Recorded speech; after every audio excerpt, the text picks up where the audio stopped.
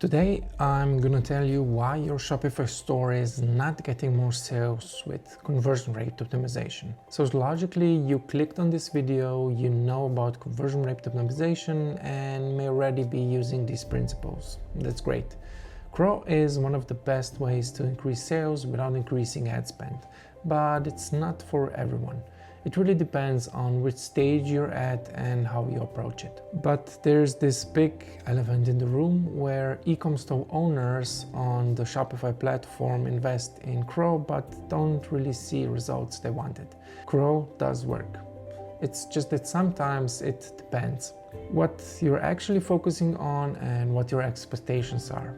There's many variables that come into play when a customer sees your ads, clicks them, views the page, makes the decision, clicks the add to cart button and finishes the checkout. I've been doing CRO and A/B testing for the past 10 years. I helped grow more than 70 e-commerce brands with my own baseline framework in the past 2 years, and they were getting 20 to 50% conversion increases for established stores. And the framework even doubled the conversions for smaller stores. I help stores grow from 0 to 20 million a year by branding, designing, developing, and doing conversion optimization for them. So I know what's needed to hit that next milestone. I'm going to tell you exactly where you may be doing things wrong if you're doing CRO right now for your store. So here's the real reason why Shopify store isn't getting more sales.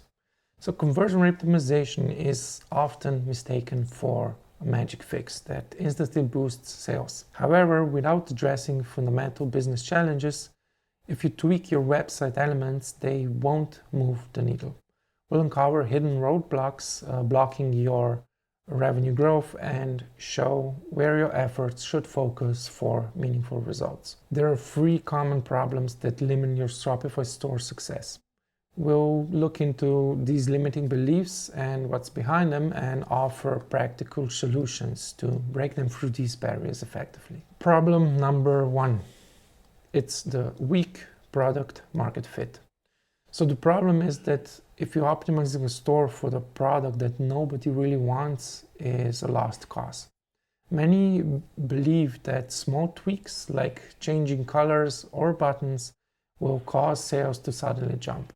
And that's a huge problem and it's a huge myth. The limiting belief here is if I just tweak the colors and buttons, sale will increase. This happens only in few situations that you actually have a really bad color scheme or the buttons are visible. For example, if you have a white button on a white background, so the add to cart button isn't really visible. In other cases, this is really rarely true. And here's the reality check. No amount of conversion rate optimizations can fix a fundamental lack of demand.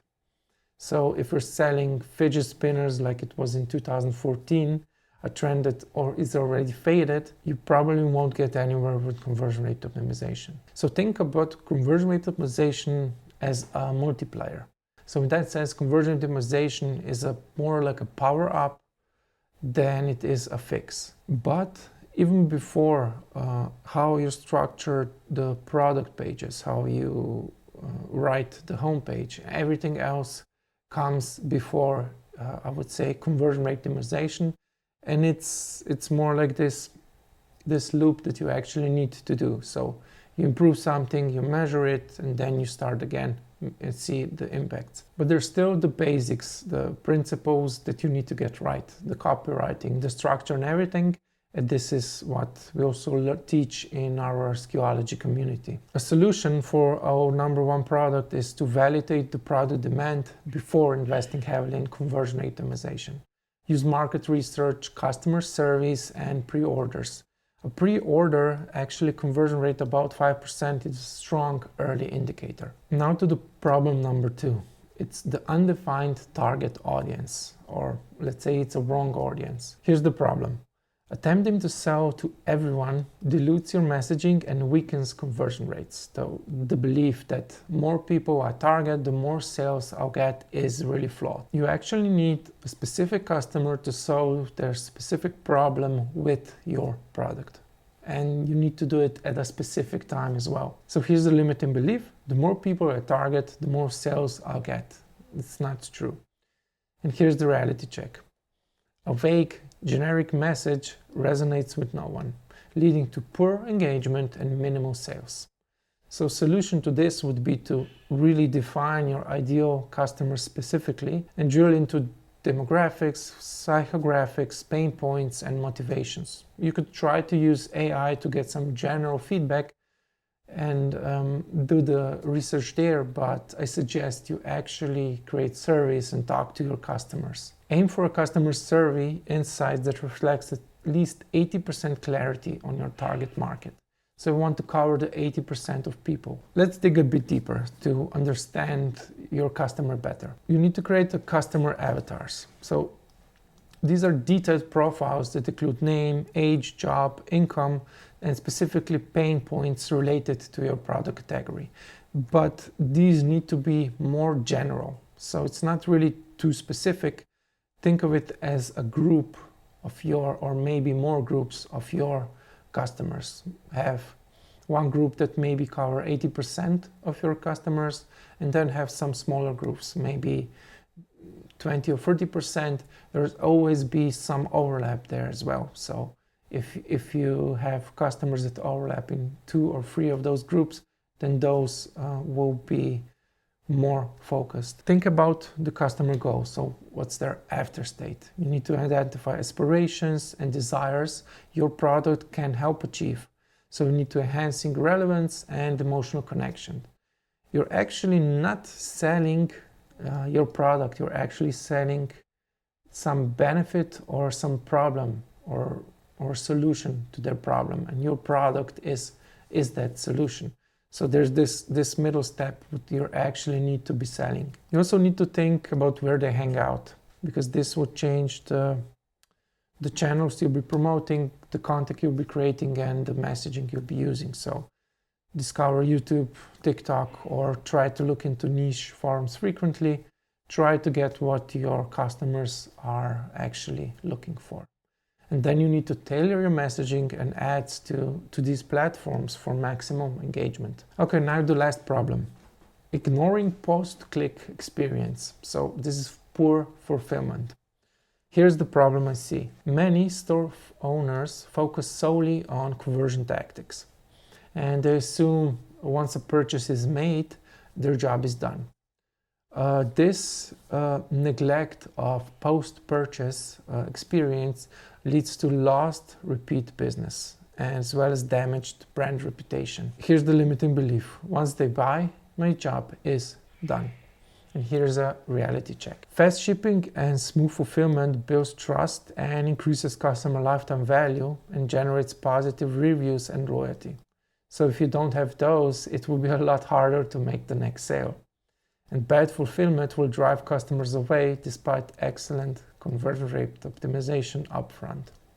Now, let's add another problem here. The cost of acquiring your customer. It's not that common that a lot of store owners or online Shopify stores don't really plan on making profit on their first sale through ads. Because the cost of the ads are similarly priced as their average order value.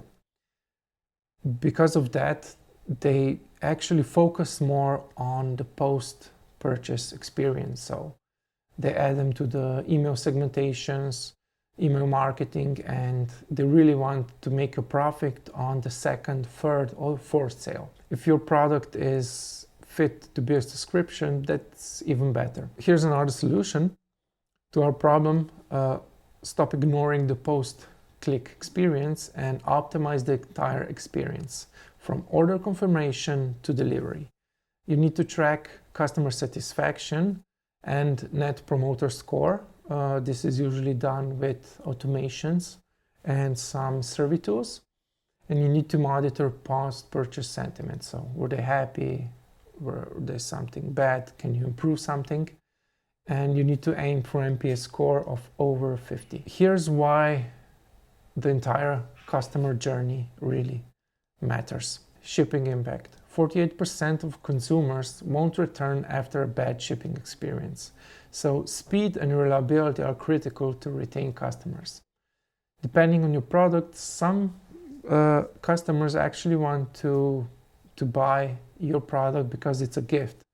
And if that really doesn't come when you say it does, it could really mess up their timeline. They could maybe go to that birthday party without the gift they wanted. So just one of the examples. Your returns policy. So 69% of shoppers check return policies before buying. So where you have the add to cart button, a bit further below, into the accordion, add the return policy. This is especially important if your products are something that they need to try on, like clothes and so on. You need to be really transparent that it's hassle-free returns to encourage trust and reduce purchase hesitation. A good bonus here is that once they return it, you may even cover the shipping. You need to do your own math here, but it's really easier to return if they see that they don't need to pay $10, $20, even $50 just to return that. You need to be really careful here and make it clear. And we also have customer support. Quality service builds brand loyalty. So effective support resolves issues and converts one-time buyers into repeat customers. So if they had a problem, then they solve them for them. They'll be more than happy to purchase again if the product is what they need. Conversion rate optimization is a lever and it's not a magic wand. So there are no silver bullets here, but there are principles that you need to have and incorporate them into your store to create that, I would say, base of what you need to start selling profitably. CRO amplifies what's already working well in your business. It uncovers underlying problems, but does not solve them outright. So focusing your CRO efforts without a strong product market fit, a defined audience, or excellent fulfillment will only expose weaknesses rather than increase sales sustainably. First, get your foundations right. Copywriting, design, layout, sections, and think about the messaging that needs to be there, social proof, and so on. Then use conversion optimization purposefully to maximize and scale proven strengths. So conversion optimization, especially if you're working with a conversion agency, should actually be cherry on the top. They won't fix your other problems. They won't be able to fix the product market fit and so on. So here's some key takeaways. So validate the product market fit. Use data-driven research and pre-orders to ensure real demand before optimizing your site. And define your audience. Know exactly who you're selling to, what their problem is, and craft tailored messages based on deep customer insights. Please do the service. Optimize entire journey, so don't stop at conversion, and serve fulfillment and support drive satisfaction and repeat business. And then use conversion rate optimization wisely. Apply CRO after fixing fundamentals and let it magnify what's working instead of making issues. You need to think about friction here. If your experience on your store, the navigation, the products, the collection pages, you add some steps that aren't really needed that will create friction. You need to think how you're going to take the customer that visits your store until the checkout page in as few steps as possible and as little time as possible. Optimizing your store for conversions involves few other fields like marketing, copywriting, UX UI development, to just name a few. You need to take things one step at a time and think holistically. Start from your brand and go deeper into these layers. I created a framework called Baseline just for that reason. I systematized and locked in a special layout and flow of what CRO signals a store actually needs, what messages and sections are needed to increase trust. Then I sprinkled AI and automation on top to save you 80% of your time. It's really a push-button solution for increasing conversions anywhere from 20 to 50% or more. I'm helping other Shopify store owners implement this framework in our Skuology community. It's still free to join and start, but we'll be making it paid soon. Our goal is to democratize e-commerce, and we're solving the biggest problem now, which is the store performance.